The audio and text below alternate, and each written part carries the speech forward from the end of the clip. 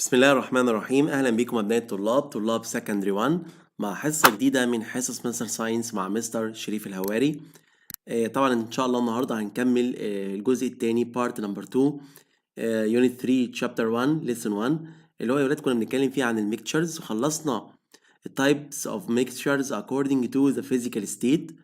النهارده ان شاء الله هنتكلم عن تاني حاجه اللي هي according to the ability to conduct electricity. طبعا كل اللي بيشوفنا لاول مره، كل اللينكات بتاعت الدروس اللي فاتت بالكامل موجوده تحت الفيديو ده في الوصف بتاع الفيديو. نقدر ندخل على لينك البلاي ليست الكامله طبعا الفيديوهات ونشوف كل الفيديوهات بتاعتنا. تعالوا بقى نكمل كلامنا اللي هو according to the ability of to conduct electricity. العلماء قسموا يا ولاد السولوشنز على حسب الكوندكتيفيتي اوف الكتريستي، على حسب توصيل الكهرباء. اللي فاتت كنا اتكلمنا على حسب في الفيديو اللي فات كنا اتكلمنا على حسب ايه يا ولاد الفيزيكال ستيت، وعرفنا ان في طبعا جازيوس سوليوشن، وعرفنا ان في ليكويد، وفي طبعا سوليد سوليوشن. طب تعالوا بقى نشوف كده solutions are divided into solutions of electrolyte و solutions of non-electrolytes.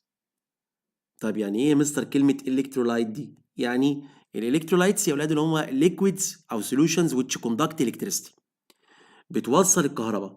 طب يبقى ايه هي؟ solutions of substances that are ionized، يعني هي المحاليل بتاعت مواد بيحصل لها حاجه اسمها ionization. يعني ايه ionization يا مستر؟ يعني لما تدوب في الميه، تمام، يحصل لها ايه؟ when they dissolving in water، لما تدوب في الميه طبعا يعني يحصل لها dissociate. يعني ايه كلمه dissociate يا ولاد؟ يعني بتذوب في الميه، تكون ايه يا ولاد؟ تكون ions. يبقى السوليوشنز ديت اللي هي electrolytes they are substances او solutions of substances that ionized، تمام، when they dissolving in water. طب these solutions contain free ions.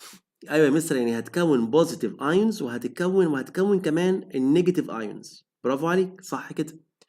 طبعا عشان كده طبعا because they are form positive ion and negative ion when they are dissolving in water، لما يدوبوا في الميه so that they conduct electricity، طبعا بيوصلوا كهرباء.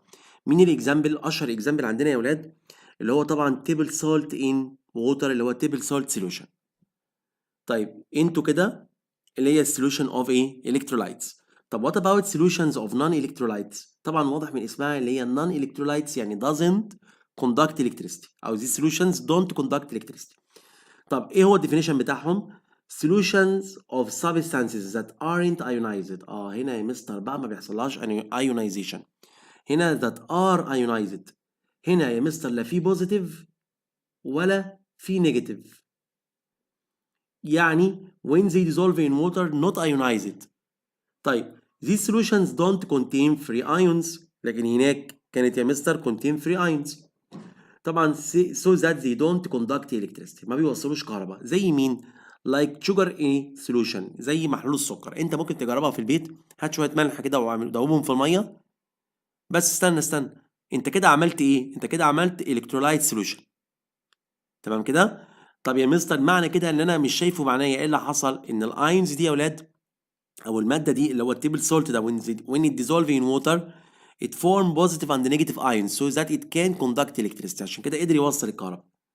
يعني هات الملح كده في الميه، وهات سلكتين ووصلهم ببطاريه، تمام، باتري حجر، وحط لمبه صغيره. ما تلمسش السلكين طبعا ما تخليش السلكتين يلمسوا بعض يا ولاد في السوليوشن ده، في المحلول ده. طبعا ايه اللي يحصل؟ اللمبه تنور. شيل بقى الملح والميه ده اللي هو السولت سوليوشن ده، وخليه طبعا شوجر سوليوشن، ووصل اللمبه دي مش هتنور. خلاص يا مستر مش هتنور. يبقى كده عرفت فعلا ان السوليوشنز عندي في منها نوعين according to the conductivity of electricity. we have solutions of electrolytes and we have solutions of non-electrolytes. طيب يلا نكمل. What is meant by electrolytes؟ يعني ايه electrolytes يا ولاد؟ They are substances which their solutions، ركز، هم substances مالها؟ السوليوشنز بتاعتهم or moltens. يعني ايه يا مستر؟ يعني الملح يا ولاد، الملح اللي انا لسه قايله لكم من شويه ده اللي في الورقه اللي فاتت ده، لو انت حطيت نفس الاكسبيرمنت اللي انت عملتها دي بس مع السوليد اللي هو ملح سوليد صلب، مش هيوصل كهرباء. فهمنا يا مستر، يعني احنا لازم نحط السولت بتاعنا ده in liquid عشان يحصل له ionization. برافو عليك، ويبقى solution، صح كده؟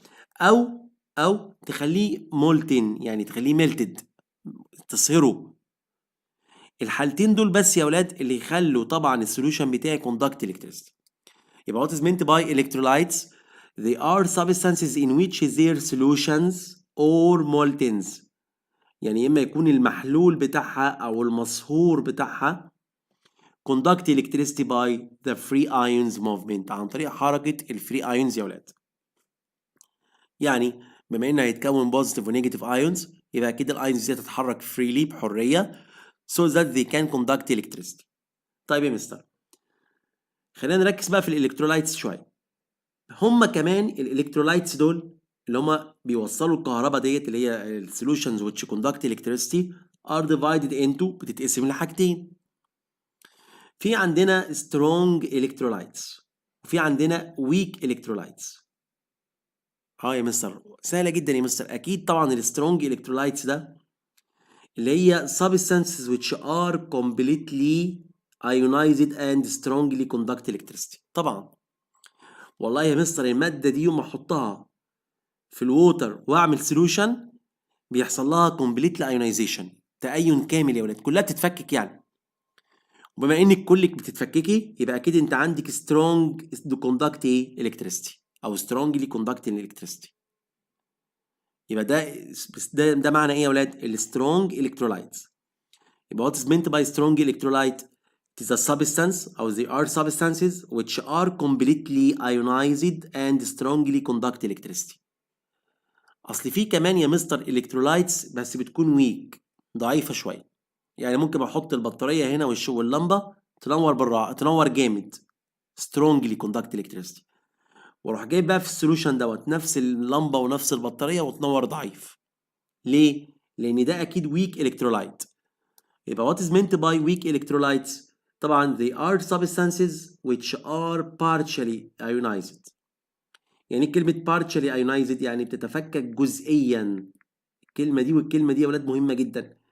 هنا كليا completely ionized، اما الناحيه الثانيه في الويك electrolytes partially ionized، بتتفكك جزئيا and weakly conduct electricity. كلمة طبعا weak يعني ضعيف، يعني weakly conduct electricity يعني بتوصل كهرباء طبعا ضعيف جدا.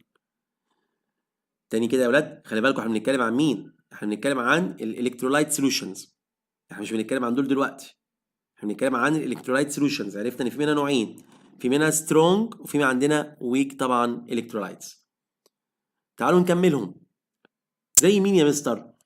زي مثلا لو جبت HCl جاس ستيت اللي هو الهيدروجين كلورايد او طبعا الهيدروكلوريك اسيد، وعملت له dissolving in water H2O liquid، يكون لي ايه يا ولاد؟ هيكون لي يا مستر H3O الهيدرونيوم ايون اللي هو بيكون بوزيتيف ايون، ويتكون Cl اللي هو نيجاتيف ايون. طبعا بصوا كده ال H دي تروح للووتر فبقت H3O، والCl بقت نيجاتيف تتفك لوحدها.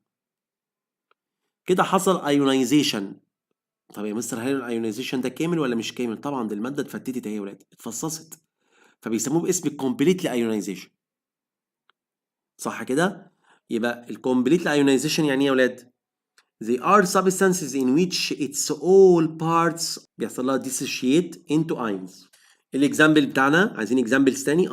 تعالوا مستر نشوف تاني مين تاني هي completely ionized substance، ماده بيحصل لها ionization for all its parts لكل الاجزاء بتاعتها، like sodium chloride ملح الطعام، ولايك مين كمان؟ صوديوم هيدروكسيد. يبقى لو جالك في الامتحان بيجي لك في تشوز يقول لك مثلا صوديوم هيدروكسيد هل كومبليتلي ايونايزد ولا بارشالي ايونايزد؟ طبعا هنختار مين ساعتها؟ كومبليتلي ايونايزد، يعني يعتبر سترونج الكترولايت سوليوشن. طب مين كمان؟ حتى الكوفالنت كومباوندز اللي هم بولار كوفالنت كومباوندز. زي مين؟ زي ال HCl اللي احنا لسه قايلينه من شويه دلوقتي يا اولاد، ده يعتبر كومبليتلي ايونايزد. طب تعالوا نشوف الناحية التانية اللي هي الويك الكترولايت. ماشي، زي مين يا ولاد؟ زي حاجة اسمها اسيتيك اسيد، acetic acid CH3COOH. المادة دي يا ولاد لما ندوبها في المية بص هيحصل ايه؟ ال H دي هتروح لل H2O وهيتكون H3O positive طبعا aqueous solution و CH3COO اهي. هل اتفكت كليا دي يا ولاد؟ لا طبعا. هل اتفكت كليا؟ ما اتفكتش كلها. ده مستر الكومباوند تقريبا كامل، هو ما اتاخدتش منه الا اتش بس وراحت لل H2O. برافو عليكم. هنا حصل ايه يا ولاد؟ حصل partially ionized. يبقى they are substances in which a small part of its molecules are ionized into ions. جزء صغير من الموليكيولز بتاعها او بتاعتها حصل له ionization. طب مين الاكزامبلز بتاعتنا في الايونيك؟ زي الامونيوم هيدروكسيد اللي هو NH4OH الرمز بتاعه مكتوب.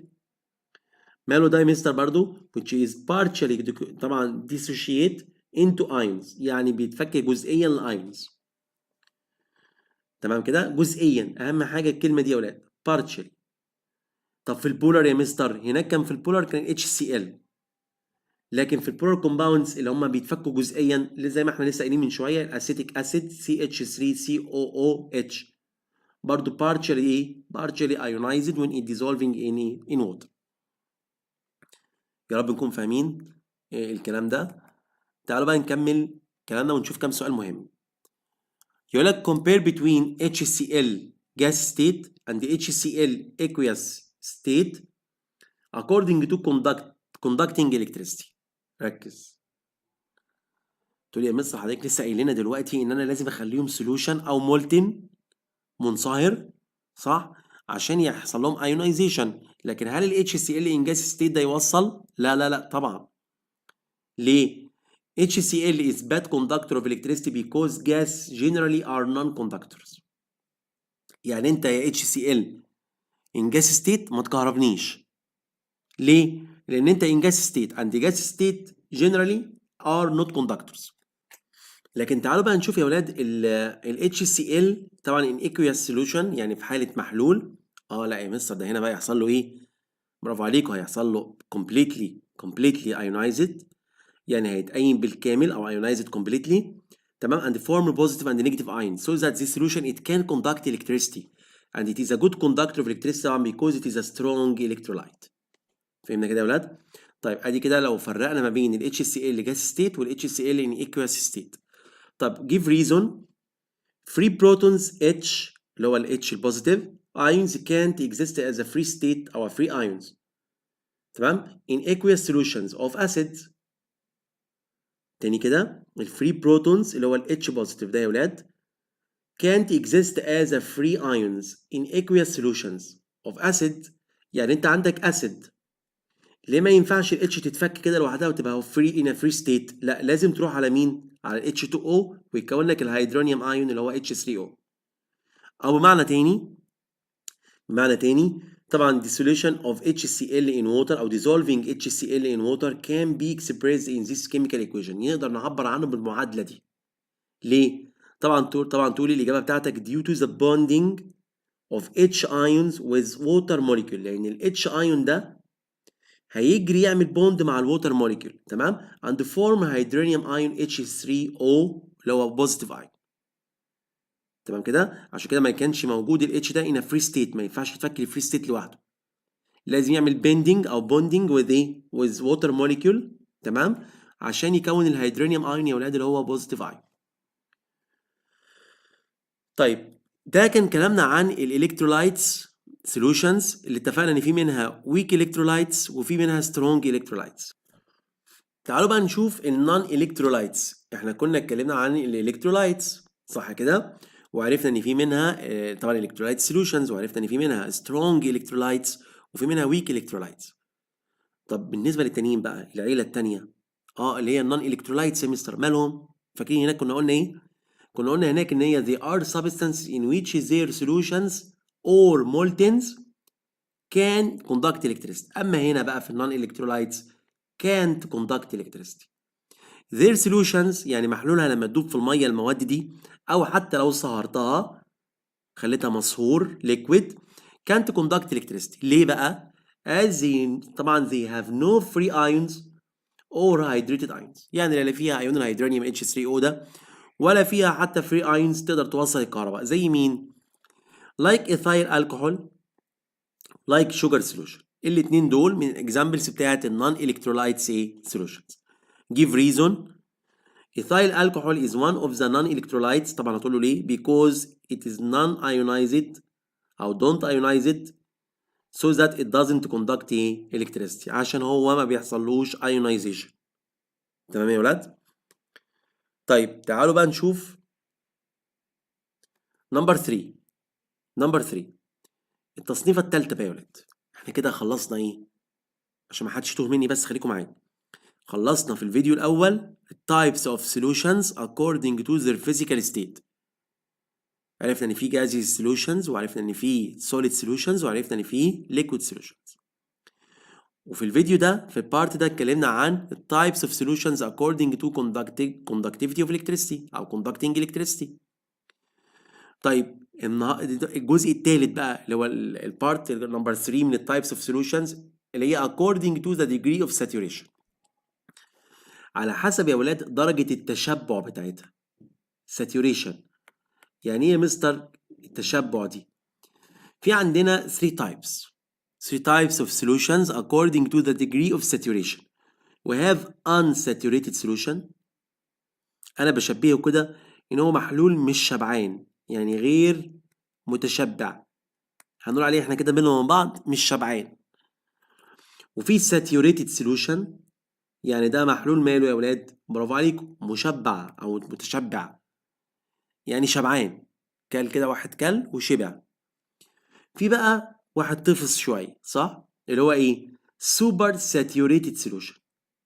سوبر يعني ده بيسموه باسم فوق مشبع، يعني شبعان على الاخر، ده بقى يعني ملا بطنه على الاخر يا ولاد. طب ايه الفرق يا مستر؟ تعالوا نشوف. تعالوا نبدا اول حاجه اللي هو unsaturated solution. ايه الديفينيشن بتاعه؟ it is a solution which contain less amount of solute. تاني كده solution which contains less amount of solute and can accept more amount of solute at a certain temperature. يعني ايه؟ يعني انت جايب شويه ميه تمام وحطيت فيهم معلقه ملح اهي، فضيت الملح في الميه. طيب قلبت يا مستر ده لسه عايز تاني، يعني ممكن احط معلقتين يبقى طول ما في السوليوشن في المرحله دي يا ولاد اللي هو ايه solution which contain less amount of solute، كميه قليله وكمان يقدر and can accept more amount، يعني ممكن تحط معلقه كمان. طب يا مستر ما تزود له التالتة، ده غلبان، ده unsaturated، ده مش مشبع. هو ده and can accept more amount of solute at a certain temperature، عند درجة حرارة معينة، يعني لا تسخن ولا تعمل. تمام؟ فبيسموه باسم ايه ده دلوقتي؟ unsaturated. طب النوع التاني، النوع التاني اللي هو بيسموه باسم طبعا saturated solution بقى. saturated مشبع، ده شبعان. طب ايه الديفينيشن بتاعه؟ It is a solution which contains the maximum amount of solute at a certain temperature. يعني المحلول ده فيه maximum amount of solute، يعني انت الكوبايه اللي فاتت دي يا ولاد فاكرينها؟ حطينا 3 معالق ودابوا. طب حط الرابعه دابت، حط الخامسه دابت وخلاص بقى. لو حطيت السته مش هيدوب. لو حطيت السته هبص الاقي الملح او السكر دول يعني مترسبين. خلاص يا مستر المحلول ده بيسموه باسم saturated. يبقى it is a solution which contains the maximum amount of solute. هو خلاص فيه الماكسيمم amount، ومن هناك كان ايه؟ contain less amount، اقل كميه. اما هنا the maximum amount of solute at certain temperature. وخلي بالكم يا ولاد كمان the saturated solution ده can be obtained from unsaturated solution by adding an excess amount of solute. يعني هو هنا بيقول لك ان انت ممكن تجيب الساتيوريتد من الانساتيوريتد، بس انت ايه زود بس كده معلقتين adding an excess amount of solute. فهمتوا قصدي؟ اللي احنا كنا اكننا نعمل الاكسبيرمنت دي يا ولاد. حطيت الاول 3 معالق دابوا في الكوبايه دي او في الكاس ده، بعد كده حطيت 2 3 كمان ودابوا الحمد لله كده على، لان لو حطيت الخمسه او السته هيترسب، يبقى ده ساتيوريتد قبل بقى المعلقه السته دي. طيب النوع الثالث ممكن يكون عندك محلول بيسموه باسم سوبر ساتيوريتد. سوبر ساتيوريتد ده بقى الراجل اللي شبع على الاخر، ده احنا بالعكس كمان ضغطنا عليه في العزومه ان هو ياكل كمان. ازاي؟ تعالوا نشوف. فاكرين الكوبايه اللي احنا قلنا عليها؟ يا مستر، كنا وصلنا لحد 6 معالق او 5 معالق وقلنا السته هتترسب، فانت حطيت المعلقه نمبر 6.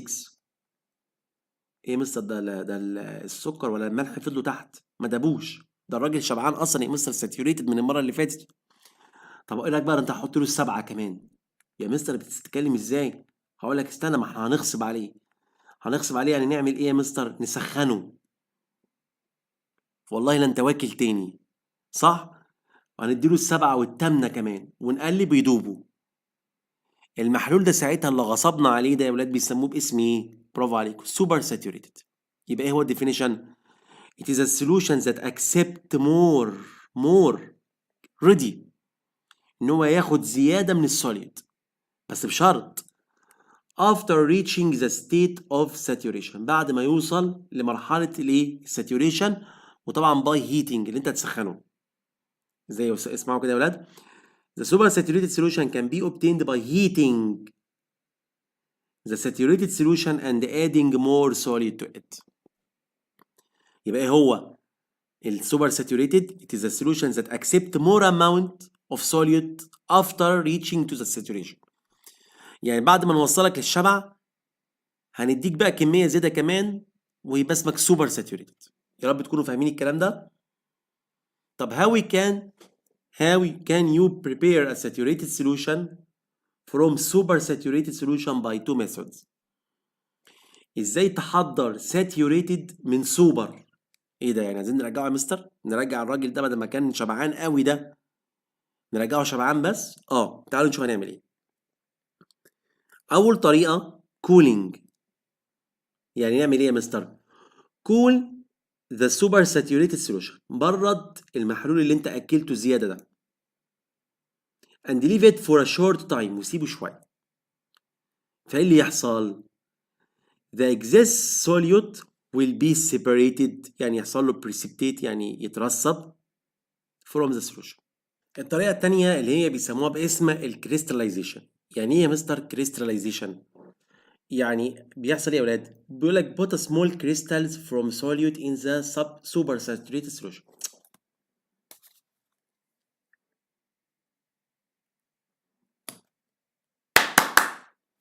الطريقة التانية اللي هي بيسموها باسم crystallization، اللي هي بيقول لك نعمل ايه فيها بقى؟ خلصنا كده خلاص أول طريقة اللي احنا قلنا الكولينج اللي أنا أعمل تبريد. طب الكريستاليزيشن بيقول لك put small amount أو small crystals from the solid. هات كريستالة صغيرة كده أو كمية من البلورات يعني من السوليوت. أنت حاطط ملح مثلا، حاطط سكر، وبعدين حطها فين؟ in the super saturated solution، ده اللي هو المحلول اللي فوق مشبع اللي أنت مشبعه على الآخر ده. and leave it for a short time، وسيبها فتره. بص يا ولاد، يعني هو حاطط هنا بعد ما طلعها. هنا بصوا للصوره دي، هنا بيحط قطعه صغيره كده تمام من السوليد سمول كريستال. وبعدين ايه اللي هيحصل؟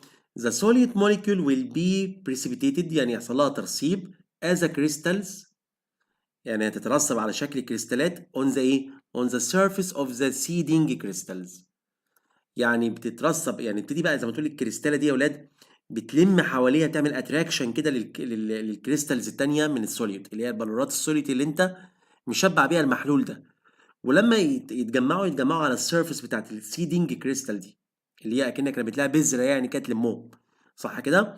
فعملت طبعا يحصل لها فلوتس زي ما انتم شايفين كده. ادي السوليد كريستالز، بص كان شبعان بملح قد ايه؟ شايفين الكميه على الميه قد ايه؟ او تطلعها زي ما انت شايف كده في الصوره دي، بيسحبها اهو خلاص. هي كل دلوقتي الكريستالز بتاعت السوليوت حصل لها ايه؟ حصل لها بريسبتيتد، يعني اترسبت on the surface of the seeding crystal، على سطح السيدنج كريستالز. بكده يا ولاد احنا خلصنا الدرس او تقريبا نص الدرس بالكامل. ان شاء الله الحصه اللي جايه او في بارت نمبر 3 هنتكلم فيها عن الديزولفينج بروسيس ونخلص الليسون ده بالكامل ان شاء الله، عشان يبقى لنا بعد كده طبعًا chapter 2 إن شاء الله نخلّصه برضه في أسرع وقت ممكن عشان ما تقلقوش، وبالتوفيق ليكم إن شاء الله، والسلام عليكم ورحمة الله وبركاته.